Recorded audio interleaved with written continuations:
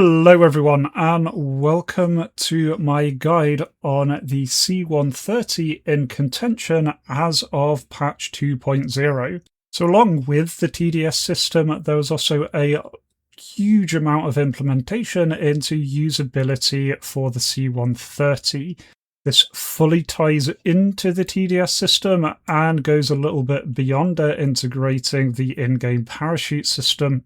Since this is kind of unique, I decided to break it off in its own little video, so we'll be looking through how to do everything you need to with the C-130 today. Now, the one exception there is I'm not going to be going through the C-130 logistics system. You can still take logistics supplies from your home base and bring it to the forward base. That has been noted as a temporary feature that is going to get updated, and I will be putting out a guide when that gets updated. So for today, what we're going to be focusing on is three different things in kind of increasing difficulty and fun.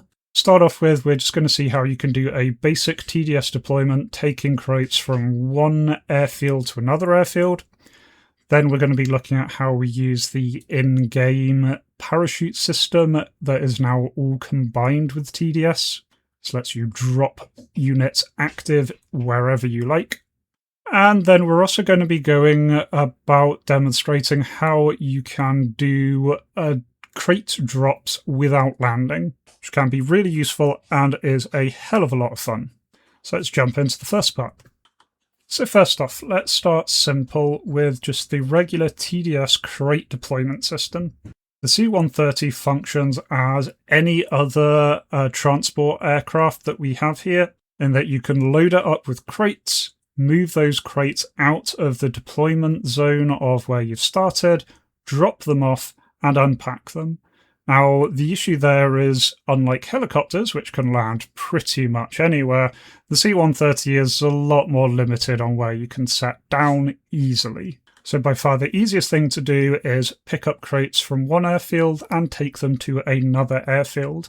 And nicely with the TDS system, you can absolutely do that and use that as a way to quickly reinforce another airfield with specifically the units you want to.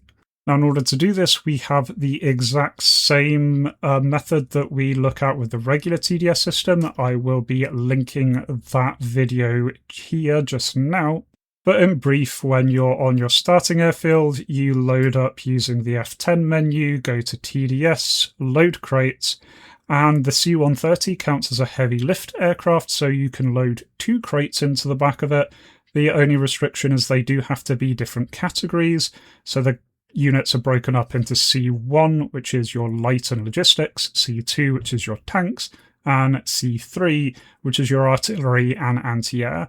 You can only have 1 crate of each of those categories, but you can absolutely, for example, take a light vehicle and also take an anti-air crate. Once you've done that, simply fly to the destination airfield, land as you normally would, and then just taxi to a point where your nose is pointing off of the runway and off of any taxiways, because the crates will deploy ahead of you. Then you can use the F10 menu, go to TDS, and drop the crates. Once they are dropped, you can then unpack the crates with credits or with resources. You can unpack them as a unit or as a group. For more detail on all of that, check out my other video. Otherwise, this works exactly the same. The advantage the C-130 has is it's significantly faster than your helicopters, and so doing this kind of trip from one airbase to another can be really, really quick. So that's all well and good, but what if you want to drop off units that are not at an airfield? Well, the really nice thing about the C-130 is DCS has this whole parachute system integrated, and the TDS system works with that. Now, using this is a little bit different. You're going to want to go back into the F10 menu and troop deployment system, and this time click C-130 unit staging. Then you want to go to stage cargo. Then you're presented with a list of vehicles that can fit into the back of the C-130. This is limited to things that can reasonably fit into the C-130. Do note that you can hit the next page command to list further vehicles there. There's a limit to how many DCS can display in one menu. Also noted there are exactly how many units will be dropped off and how many credits, because this is a credit action. Now, what that will do is spawn a kind of pseudo unit next to you. It'll be visible if you go out and have a look at it, but it won't do anything. It's not going to move, it's not going to shoot, none of the systems interact with it, doesn't capture anything. It is just there as a temporary placeholder unit. What you then need to do is load that into your C-130. You do this using the C-130s menu, using Control and C to open up the cargo menu. Now, one thing to note here is that you need to refresh the cargo menu, so you need to open it after you've deployed the unit that you're trying to stage. So you can't have the menu open beforehand, otherwise it won't appear. So just turn that menu off and turn it back on again, and then it should all work, and you should be able to stage from there, going ramp down if your ramp isn't already down, and then stage nearby units, selecting the stage units that you want. You can then, as normal with the C-130, set where that cargo is going to be, the type and number of parachutes that you want assigned. One thing to note here is the type and number of parachutes does make a difference. If you put too few parachutes, the unit will be destroyed on impact. The more parachutes you put, the longer it's going to be in the air, so it will take more time to get to the ground. But honestly, err on the side of more parachutes rather than less. It's better that it spends an extra 30 seconds in the air rather than you having to repeat the entire 10-minute flight out there. Once you're happy, you click Apply. You can then raise the ramp and you're all good to go. It is worth noting that you do want to make sure your cargo is locked just as normal in a C-130 to make sure that it doesn't smash into the back when you try any maneuvers like, taking off. Once you've done all that, you can fly to the location you want to drop it. Now, you do have a limitation here, just as with the normal TDS system. You have to leave the outer unfilled circle of the sector that you are starting in.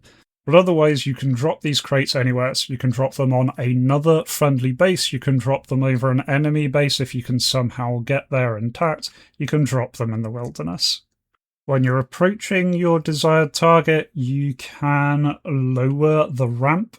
It will automatically lower to a 61% position. That's fine. That's what it's meant to do during airborne drops. That means it's nice and flat with the rest of the deck. It won't lower all the way. There's then a few ways that you can drop it. You can manually unlock it using the Control-C menu. You can also push the jump button on your central dash. This will then automatically unlock the unit on its rollers, and it should just roll straight out the back. You can see it in the Control-C menu dropping out the back. Other than that, you don't need to do anything. It is now free. It will slowly make its way down. Assuming it survives impact, then it will automatically be deployed as an fully active unit. There's no need to unpack a crate or anything like that. It is already unpacked, ready to go from there. And yes, Anna's nicely demonstrated when we were testing all of this out. Do be careful here. It's really nice being able to deploy these things near to the enemy positions. But on the other hand, you are a C-130, you're not hidden from radar, and you are one very tempting target, so do be careful heading out too close to enemy territory. Now, the advantages of that method is you deploy the unit active, right down wherever you want. There are limitations, though. One is that if you've staged units, you cannot load crates, and vice versa. It's one or the other. The other limitation is you're only allowed to stage one unit. Some of the units are kind of sized so that, for example, the Humvee drops off 3 Humvees, not just the one, but you can still only load one Humvee group into the back. And then on top of that, you're limited by size. You can't fit a tank in the back, and you can only fit one thing in the back. So this isn't quite as effective at getting units to the front in terms of the number that you can put down per trip. If you really want to maximize that, then you want to use the TDS system with crate dropping.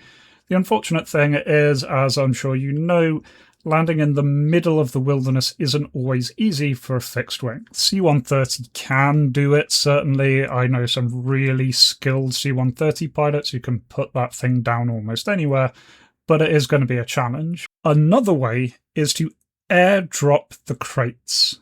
You can drop crates using the TDS system, just like the old CTLD system, without landing. Now, these are very restricted on where your crates can survive these drops.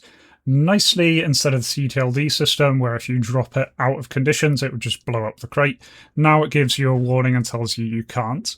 Specifically, those limitations are you need to be no more than 150 feet AGL in altitude and no faster than 120 knots. Now, the tricky one out of those two is the speed requirement. You can get a C-130 down to 120 knots in level flight. It's very, very unhappy, but you can do it. So simply come in, fly very, very low to the ground, get ready to do the drop, open up your menu, and simply use the drop crates option, and it will drop them. Just as with regular drops, this uses a first in, first out system, and so whatever's the first crate you loaded will be the first crate that comes out the aircraft. They will be dropped essentially slightly ahead of you, but effectively below you. One thing to note is not too much of a problem in C-130s, but the crate is physical and does spawn slightly ahead of you, so make sure that you do have at least 2 meters of clearance so that you don't collide with the crate that you just dropped. Now, the big downside here is that although you can drop crates from this low, slow altitude, you can't unpack them. You need to be landed in order to unpack crates. So you're going to need teamwork here. You're going to need someone else in a helicopter or something similar to fly to your crates and unpack them. Still, this can be ludicrously effective if you've got a little team. You just need one helicopter out there doing the unpacking. That helicopter can absolutely take its own crates, so its journey isn't wasted. And then your nice and fast C-130s can make the run much quicker, drop off a bunch of cargo, and you can just have this little Huey popping around, just opening up those crates.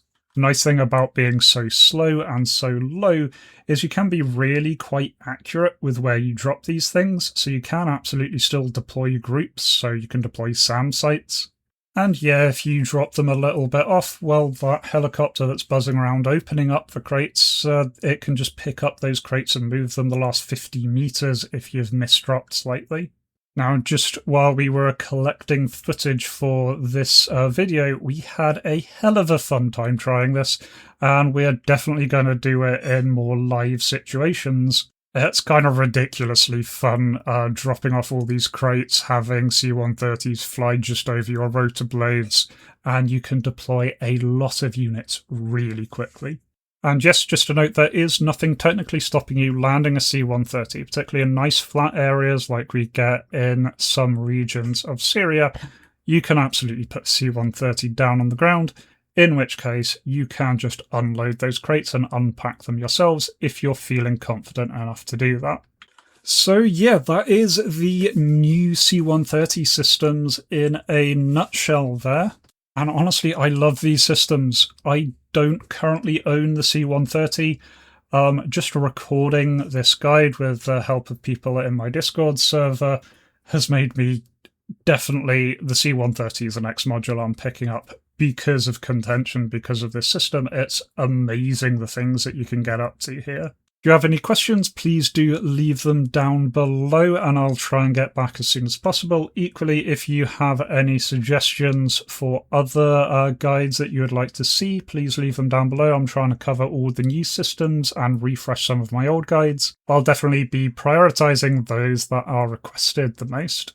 Also want to give a quick shout out to Sledge, Tomster and Netto0 for helping me put this together. As I said, I don't own the module and they were great helping me get this footage together and work out exactly what we need to do to get the system working.